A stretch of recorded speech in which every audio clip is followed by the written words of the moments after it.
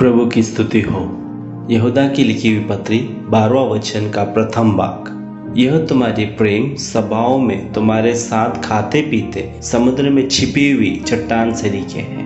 इन पढ़े हुए वचन को आधार मानकर प्रीति बोझ इस विषय में प्रभु में आश्रित होकर हम मनन करें। तुम एक दूसरे से प्रेम रखो। प्रभु यीशु मसीह ने शिष्यों को यह आज्ञा दिया। यूहन्ना सुसमाचार 13वां अध्याय उसका 34वां पद। इन भाईचारे के प्रेम को 3 तरह के व्यवहारिक तरीके से उन्हें प्रस्तुत करके दिया।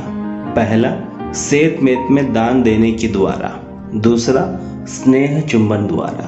तीसरा, प्रेम बोझ के द्वारा। विश्वासी लोग जब एक साथ इकट्ठे होते थे तब उनके द्वारा संगति के रीति का पालन किए जाने वाला रिश्ता था प्रेम बोझ। दावत में परोसे जाने वाले बेजोड़ अतिश्रेष्ठ या सबसे अलग विशेष भोजन की भव्यता नहीं, इससे भी बढ़कर इसमें एक साथ भाग लेकर संगति करना ही महत्वपूर्ण कार्य है। यहाँ पर भोजन लाजवाब नहीं होना, इसके विपरीत एक दूसरे के प्रति प्रेम है जो इस दावत को प्रेम बोझ में बदलकर लाजवाब बनाती है। यूहन्ना सुसमाचार 21वां अध्याय जब हम पढ़ते हैं तो तिब्रियास झील के किनारे यीशु अपने 7 चेलों के संग प्रभात भोजन का सेवन किया। यहाँ से ही यह प्रेम बोझ की प्रथा आरंभ हुआ, ऐसे हम पाते हैं।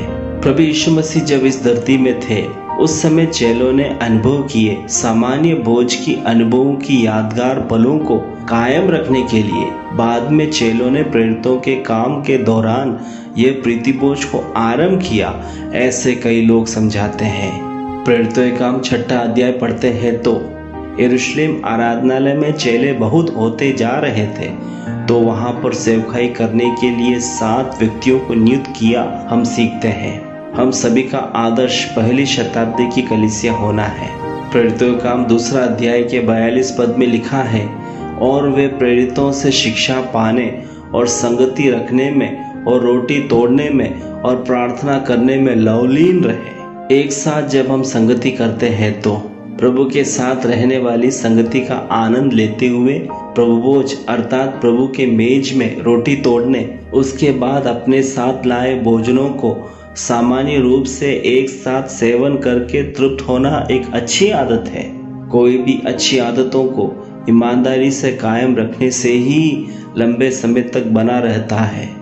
कई युगों का इतिहास हमें इस प्रकार सिखाता है। 4वीं शताब्दी होने पर दावतों में प्रेम नष्ट हो गया, प्रीति बोझ में अब भोजन ही रह गया है।